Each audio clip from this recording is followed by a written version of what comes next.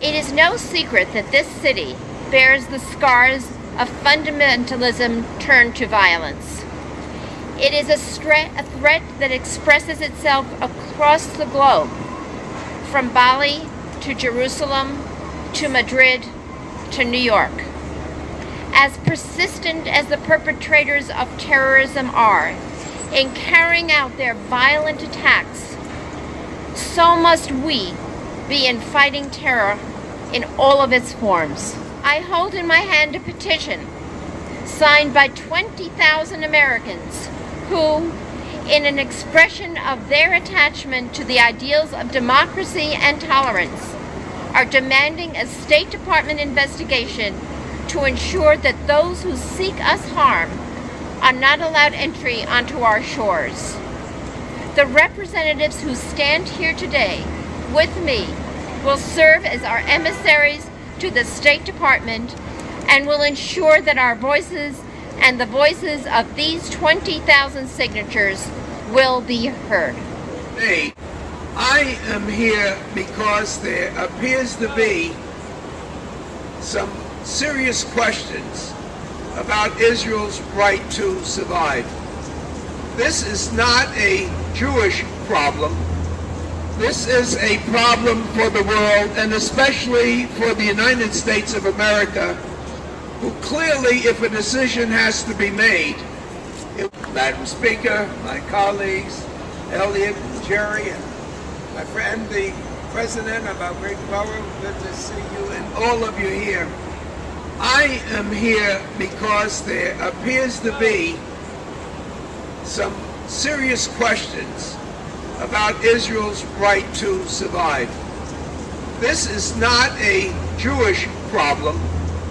This is a problem for the world, and especially for the United States of America, who clearly, if a decision has to be made, it would be for the sentinel of democracy in the Middle East and between people who say that she must be destroyed. War is being waged against Israel. A war whose stated purpose is to destroy the country and kill all the people in it. A war whose stated purpose is genocide. Hamas says this all the time. Hamas controls the territory of Gaza. From that territory, they have launched over 10,000 rockets at Israel's civilian population. Every single one of those rockets a war crime, because it is a crime to target a civilian population at random. It is the right of any state to defend itself at war. And a blockade, barring the import of arms, barring the import of anything for that matter, is a totally acknowledged, legitimate tactic in war. And you can go back as far as you want in history. The United States blockaded the Confederacy, though we didn't recognize the Confederacy as a sovereign nation. We blockaded Germany and Japan. Our strategy was to destroy every Japanese merchant ship so that we would starve out the people of Japan, and no one called it a crime. The Israelis have instituted a partial blockade. They allow through foodstuffs and humanitarian material. They blockade weapons and some other and construction materials with which you can build forts and fortifications. Nobody who is not ignorant or hypocritical can deny the right of the Israelis to maintain this blockade.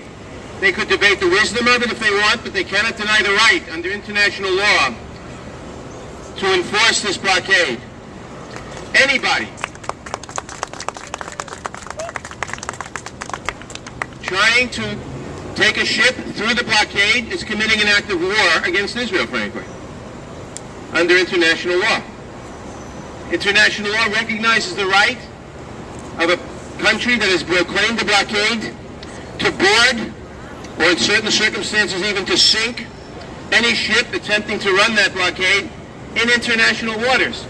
The hypocrisy of much of the world in talking about boarding a ship in international waters is hypocritical. From Turkey, professing to have humanitarians on it, but not being willing to stop at a nearby port and offshore their things to have them brought to those who were apparently the intended targets. They kept going. And people say, well, why did the Israelis have to be so violent?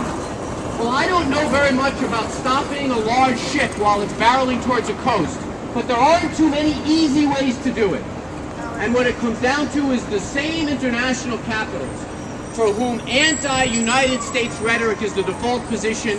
Those are the exact same places that parrot the anti-Israel lines. We are here at the international crossroads of the world to say that even if the United States is the only country on earth that understands the plight of Israel, we are going to stand with them.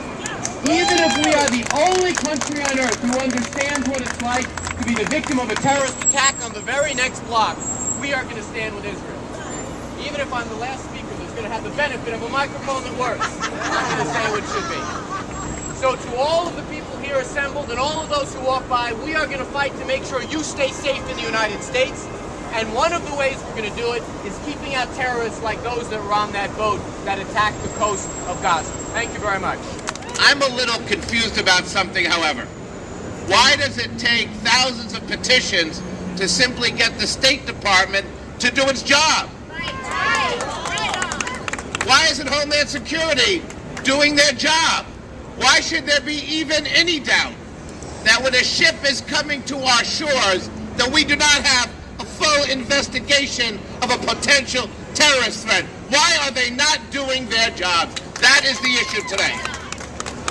And right here in this borough, in this city, every day our people live with the treachery of potential terrorism.